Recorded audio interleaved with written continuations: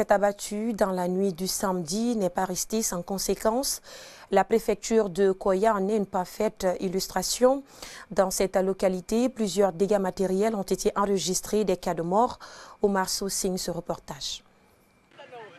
Incroyable mais vrai, des maisons inondées, des véhicules et citoyens piégés dans l'eau. La scène s'est déroulée dans plusieurs quartiers comme Tafori et Bananière dans la sous-préfecture de Manéa, préfecture de Koya. Vers 4 heures du matin, je suis réveillé maintenant, j'ai trouvé que l'eau est rentrée dans mon cours. Après maintenant, j'ai réveillé toutes les familles. J'ai perdu tous les habits, rien ne sorti. Seulement, moi je suis sorti avec mon famille.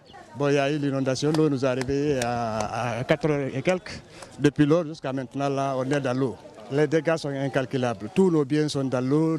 On avait des chèvres, tout est parti totalement dans l'eau. Les maisons sont fissurées. Ainsi va la vie. On s'en prend au bon Dieu.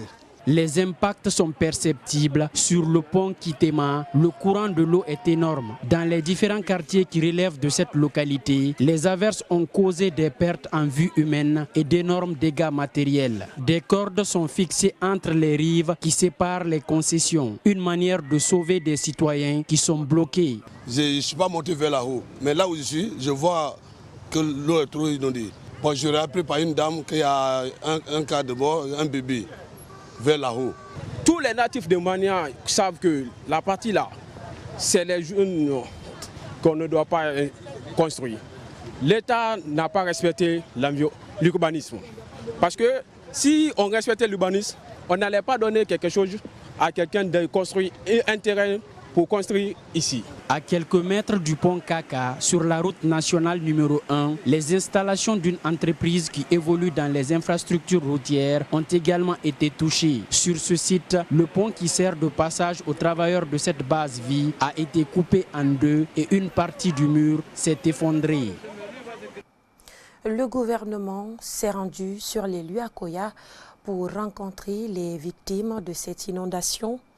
En attendant le bilan provisoire de la mi-journée fait état d'un cas de mort, des mesures sont annoncées par l'une des autorités gouvernementales. Suivez Morikonde, ministre de l'administration du territoire et de la décentralisation, au micro de Omar Sow. Pour le moment, on ne peut pas vous donner l'état des lieux de façon exhaustive, mais ce que nous retenons, nous voyons clairement que c'est les conséquences, comme je le disais, de l'agression de la nature par l'homme. Il y a eu des constructions anarchiques qui ont été faites au niveau même du lit du cours du fleuve, qui est à la base de ces inondations. L'eau a été bloquée et cette école qu'on a en face là, heureusement que les enfants n'y étaient pas, encore c'était la nuit. Ce que nous déplorons, c'est vraiment le cas de décès qui nous a été tout à l'heure rapporté par nos services, qui depuis le matin à 6 h sont sur pied. La protection civile, l'Angus, les unités des CMS, la gendarmerie et d'autres services pour pouvoir secourir le maximum possible. Nous avons une quarantaine de personnes aussi qui sont admises à l'hôpital préfectoral et dans les 2 centres de santé de la commune urbaine qui sont en train d'être secouris par les médecins urgentistes. Nous déplorons quand même cet état de fait et le gouvernement prendra toutes les dispositions pour ne plus être témoin de ces cas de drame causés par le comportement de l'homme sur la nature.